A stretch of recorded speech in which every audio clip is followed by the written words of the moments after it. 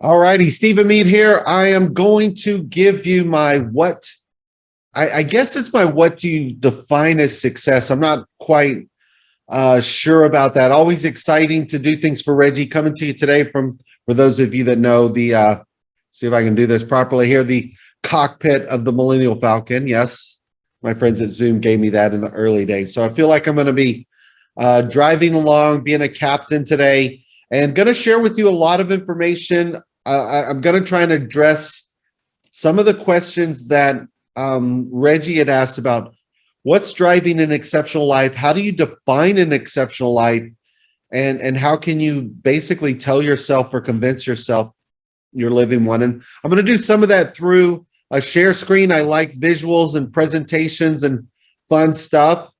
So I'm going to jump in here and let's roll through this. Got a lot of information. I have a system called the BullsEye belief system. And to be clear, I'm not here to sell anything. I actually I'm not a consultant. I don't sell a program. I have a lot of information that is very translatable. And part of that is, and I'll share a quick story and then we'll get into some of the content. When I was 22, I went to work at a company called Travelers Group. It was insurance, mutual funds, mortgages. I read 357 books in 6.5 years. And every time you say that, people are like, oh, that's so many. It's really not. It's one book per week. And it's funny, as I've told that story through the years, I can always tell the quote Rain Man type of people, the Rain Man person, I'll say that and they'll go, oh, that's only one book per week. Instant math. Everybody's wired differently. But the goal with that was really, to build skill sets. I played sports growing up, and the goal was, how can you learn a new skill and build a new skill or learn something new every week? It's called stacking. And if you can stack skills one at a time, you can actually get better over time. And that was the whole principle, is how do you get better? My mind, though, also was wired differently, where I would dissect the books and I would pull the elements out and would try and figure out what they were really trying to teach. And after a while, I realized it's, again, what I call concentric circles, Kandinsky. All of these sort of masters overlapped. And there were little bits here from Think and Grow Rich and Jim Rohn and Napoleon Hill and Dwayne Dyer and Mark Victor Hansen, but there were elements in there that were really critical. And I'm going to share a few of those with you. A lot of times I start out saying there's 3 types of speakers.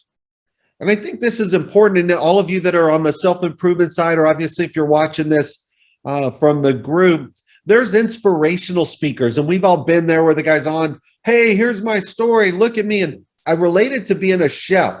The inspirational chef says, look at my story, and I've done all this, and I'm now this chef, and I've won these awards. And that's inspirational because he's trying to inspire you, which is fine.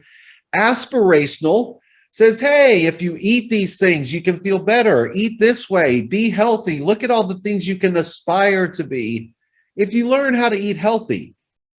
Fair enough. And then there's educational. In this example, if I heard inspirational or aspirational, I'd be sitting in the audience going, this is great. I don't know how to cook. You can aspire me all day long. I want to eat healthy. I don't know how to cook. I don't even know how to shop.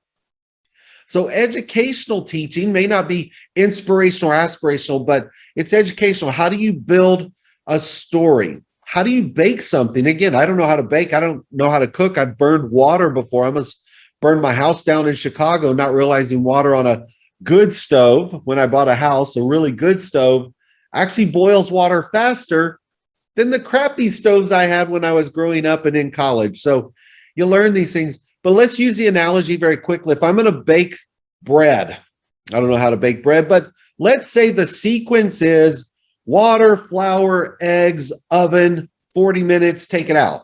Water, eggs, flour, oven, out. If you did water, flour, oven, eggs, same ingredients, different order, may not work. So a lot of things are about, how do we build in order? How do we build in sequence? And I start out with, when I talk about the bullseye belief system, I like doing things that are sort of counterintuitive, double entendres. And I would ask people, I would say isolation is a good thing. And I asked the question, what does isolation mean to you? And we're not in a an IRL, a real life group where I could ask and things, but the questions come back alone, quarantined, separated. And that's a lot of what we've been taught about isolation. And you might say, well, why is isolation a good thing? If we tell ourselves a story, this is a critical part about being an entrepreneur, especially, right? If I'm asking, is isolation a good thing? Well, if we're telling ourselves it's the state of being alone or being depressed, and a lot of times I ask people isolation, oh, like being alone. Stephen, you're always out there. You don't like isolation. I see you out talking to people all the time. This is a part of what I call reframe.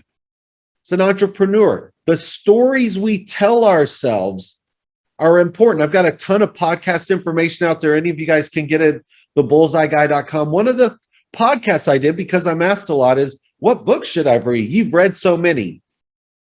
The book you should read might be Where You Are in Life, but what I did instead is I did my top 10 books in order. Again, stacking.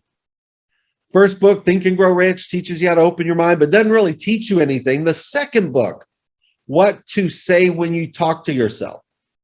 What do you say when you talk to yourself? What stories do you tell yourself, and how quickly can you reframe your mind? How quickly can you reframe the stories as an entrepreneur? And the sooner you learn this, the better you learn it, the better you become at instantly catching the negative programming, instantly catching the bad programs, the visuals. I'm going to show you what I'm talking about. Again, I like the educational side. Is isolation a good thing? Well, if you think about being isolated and alone and desolate, probably not. If you guys will do an exercise for me, I'm going to show you how to reframe your mind in a quarter of a second or less. Right? Close your eyes for a second. Play along with me. And now open your eyes. Isolation is a good thing.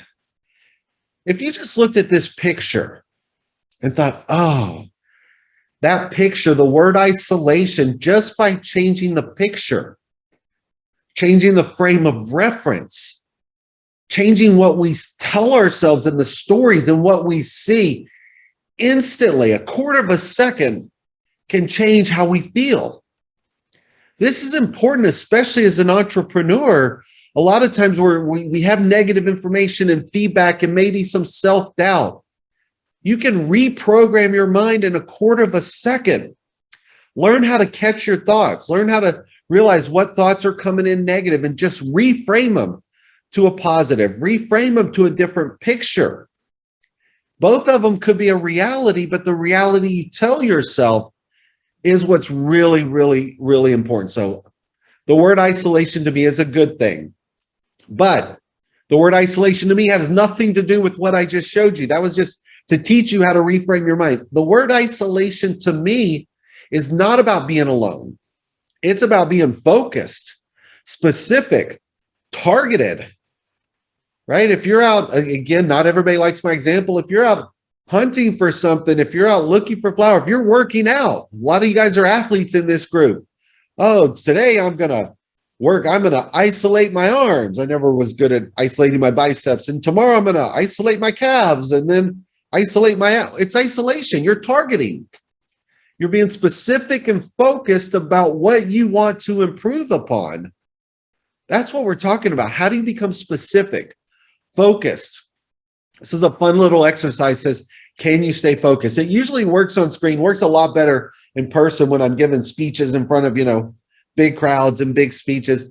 However, if you kind of look at this and don't really pay attention, what it's supposed to do is rotate and move, and it's a little blurry. Things are moving around. It looks animated. It's actually not.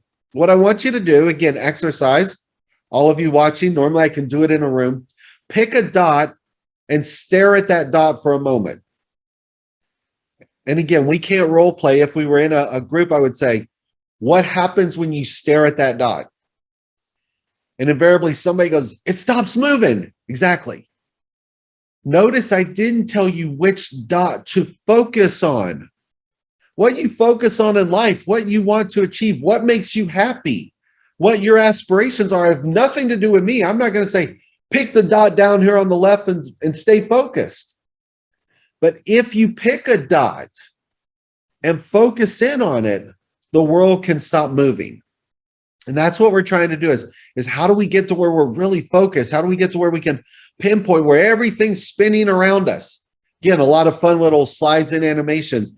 What I talk about with the bullseye belief system and isolation is this process and technique, which I'll show you in a little bit, that can be used for anything. It can be used for finding customers, finding funding, talent, business, relationships, right? How can we target and isolate what we want in our mind and build an outline to say, hey, here's what we're looking for. How do we build that? I have some ways to do it. Here's what we have to do, though. Again, being an athlete, being in sales, I call it the be, do, have paradigm. A lot of times people are like, oh, what do you want to have?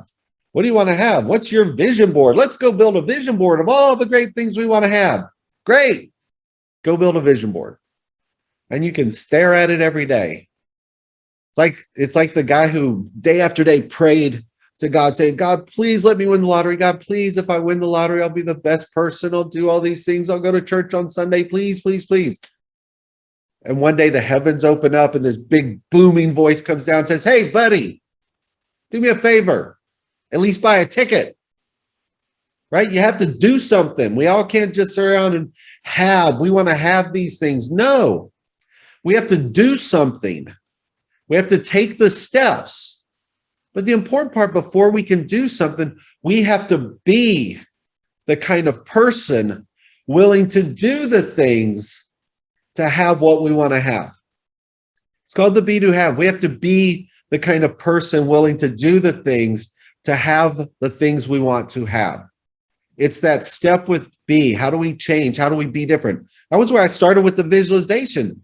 Can we be different? Can we think different to motivate ourselves to do the things we want to do to have what we want to have? The be, do, have paradigm. Again, this one, I love this one. Took me a little while because when you do a lot of entrepreneurial classes, people will go, oh, what are your values? And honestly, I could never figure out what the values were. Like, I really didn't even understand the word. It's like, well, values, make a lot of money. That's not a value. Build a good company. That's not a value. Be nice to others, kind of. So I started studying values. And again, I don't like telling people what to do or what your values are, but I found something interesting. And when I could role play with people, this is a lot of fun. We can try and do it anyway. Say, hey, birds of a feather flock together. And everybody would answer, birds of a feather flock together, but opposites attract. Think about it. Birds of a feather flock together, but opposites attract. Your word is your bond, but don't believe everything you hear.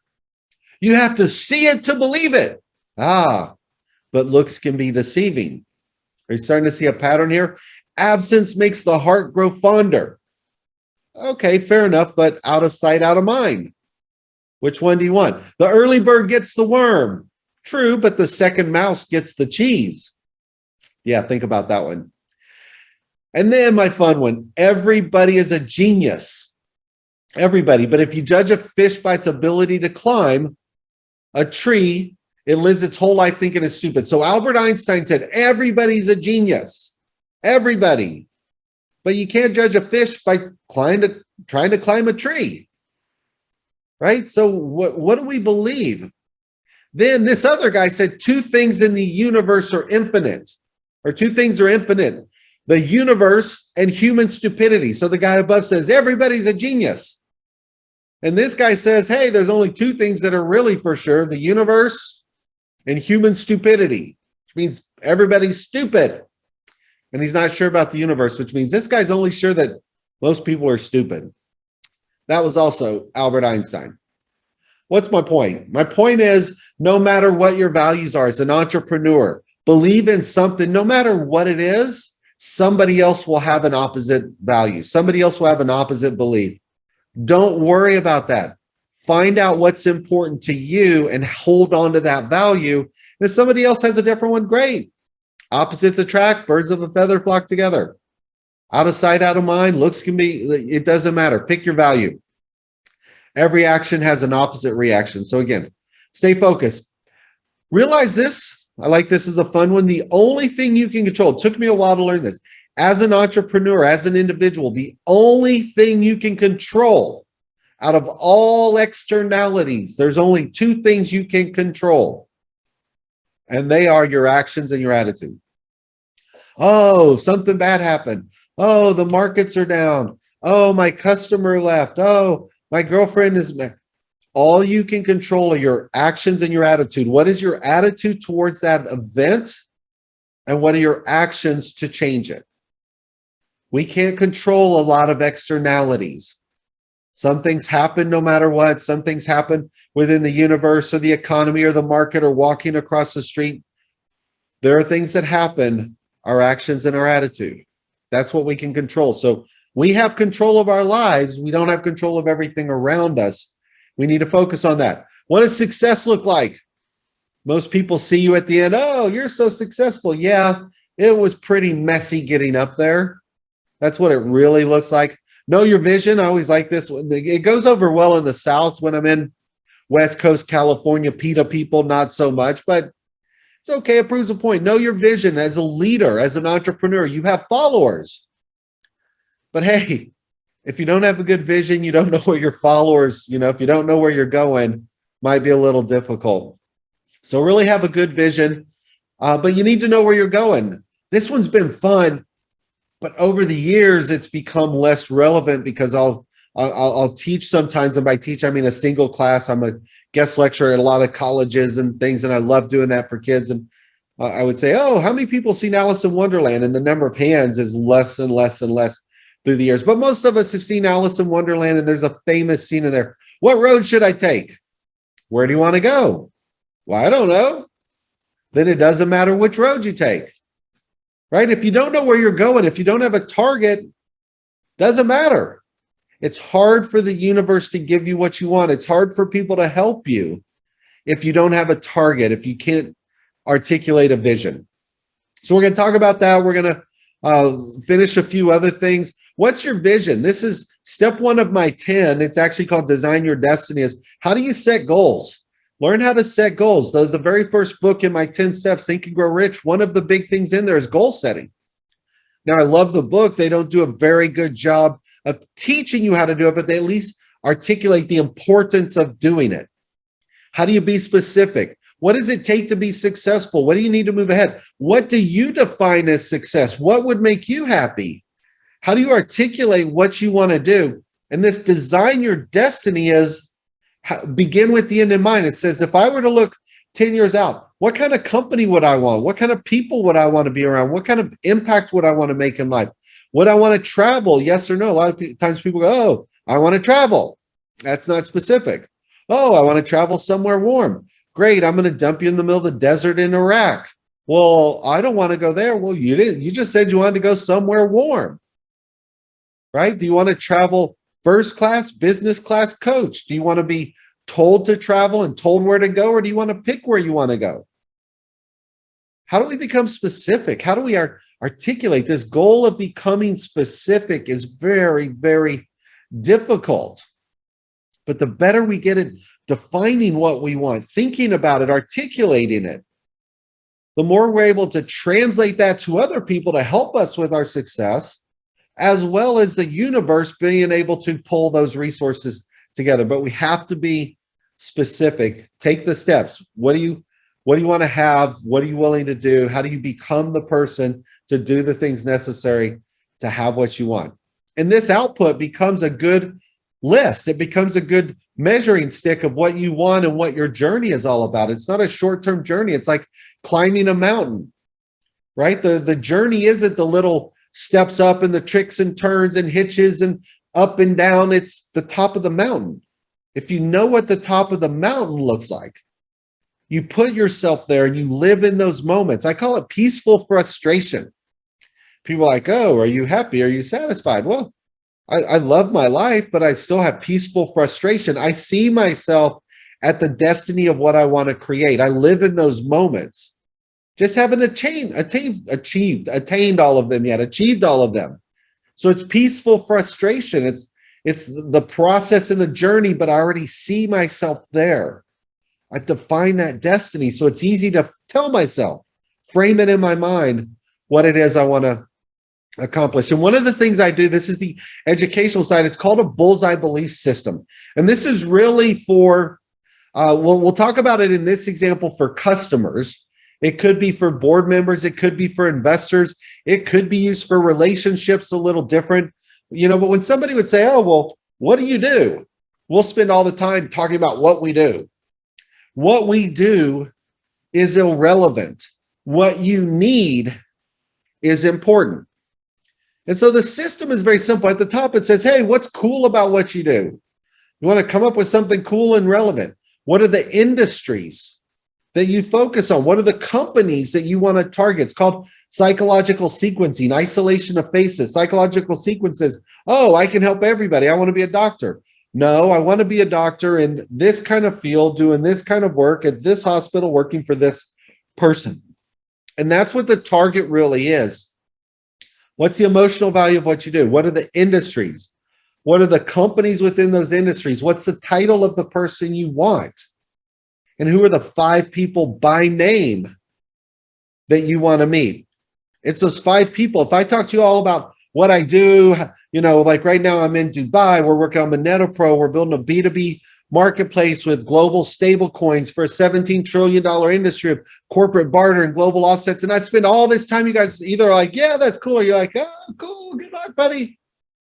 It doesn't move the needle. If I'm building a global B2B, we're still working on it. We just moved it around. We've got a B2B stable coin for non-cash trading. We allow companies and countries to buy, sell, and trade assets without using cash. Not explaining how it works, but sometimes people go, oh, that's cool. We're primarily after industries like airlines, automotive, shipping. We're going after companies like Ford and IBM and Daimler, Chrysler, and Maersk. We sell to the CFO. And by the way, here are the 5 people I'd love to meet. What I do up here became irrelevant. Your mind's going, oh, do I know somebody to help you? This is about being specific. This is about isolating down to target what you need, not what you do. And that can help you achieve your goal. So are you really specific? Again, I tell this story a lot. Reggie and I know some of the guys love it. Are you really specific? When I was 24, again, working on goal setting, I wanted a company worth $1 billion, right? And I'm not money motivated. That wasn't all I want. There's a bunch of other things. I actually have 10 things on my list. My Design Your Destiny outcome has 10 components that I measure every company against, saying, will it give me those outputs? And I said, okay, I want a company worth $1 billion. Let's take a look at it. I set the goal at age 24. I wanted it by the time I was 33, not 25 or 26. I knew you had to work for it, and I worked hard. I was willing to work hard. I was willing to be the person. I read books, got better, did seminars, became the person to do what I wanted to do, and worked hard to try and have what I wanted. And when the company took it public in 96, 1999 was worth $987 million. Day I turned 33. Was it $1 billion? I mean, close enough, guys. Come on, right? Like that was my goal. And I'm like, yeah, well, and then did I really hit it? Again, we don't have enough time, but I would ask people, is that a specific goal? Notice up top, I have company in quotes. Why do I have company in quotes?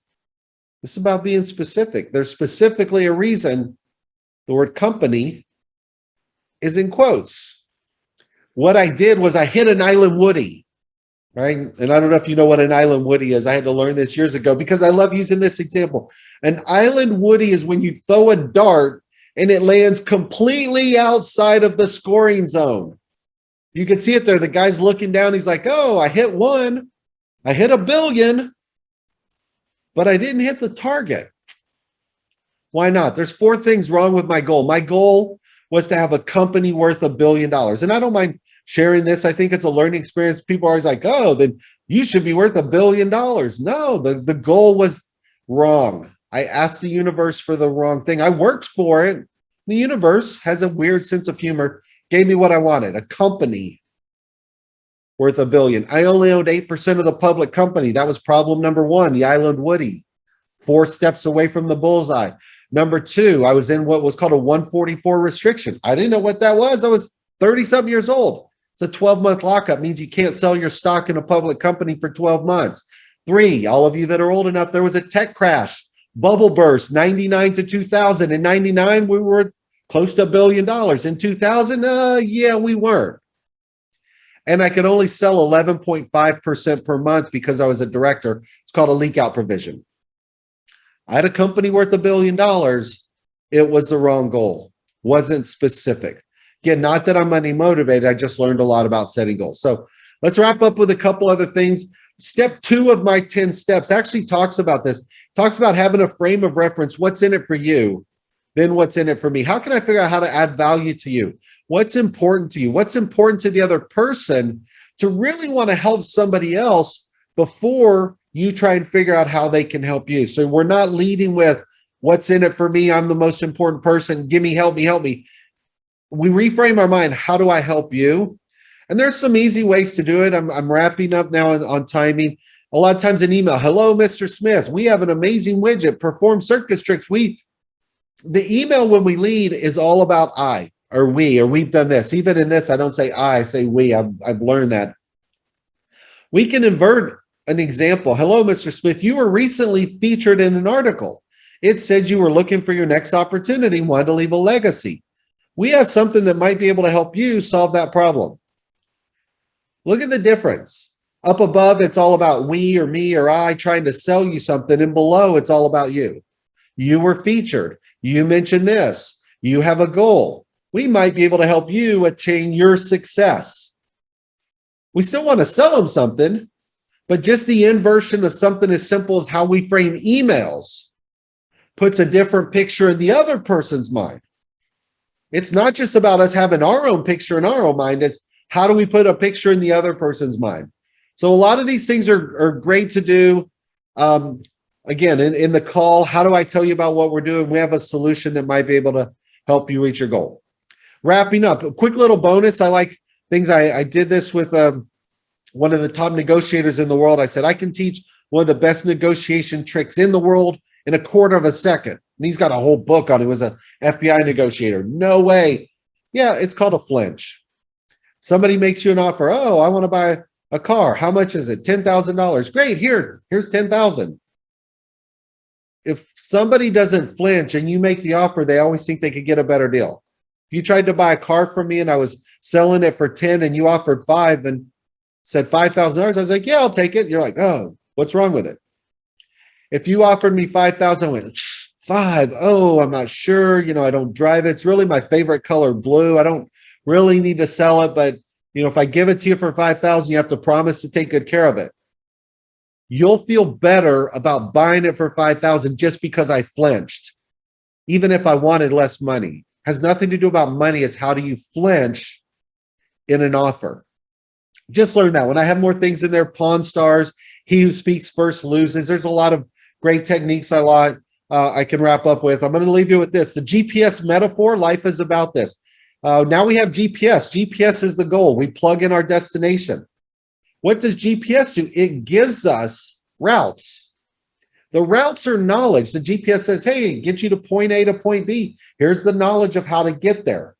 Experience says, yeah, I've driven this route before, and GPS takes me across a road where there's no stoplight at 5 o'clock with traffic going, and it's pretty stupid I have to sit there when I can go 2 streets down and there's a stoplight and I'll cross. So knowledge is good. Experience is better. And I know you have all done that with GPS. You'll kind of follow it for traffic, but we all have our little shortcuts or we know what to do. And so knowledge and experience. Experience is the best teacher.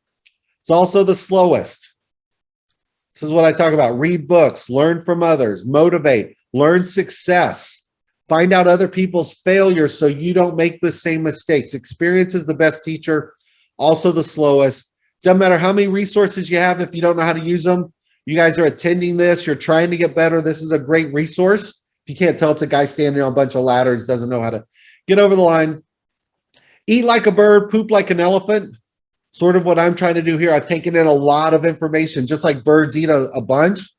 Poop like an elephant. Not everybody likes the example, but share a lot of information. Take information in, but give back to others. Share your knowledge. That's it. Stephen Meade, the BullsEye Guy. A lot of my information's there. Contact. Feel free if you have questions, reach out on the bullseyeguy.com site. There's podcasts and videos and all kinds of networking techniques. Hope you guys do great. Follow your success, set your dream, be specific. Reggie, thank you as always. Stephen Meade, thank you.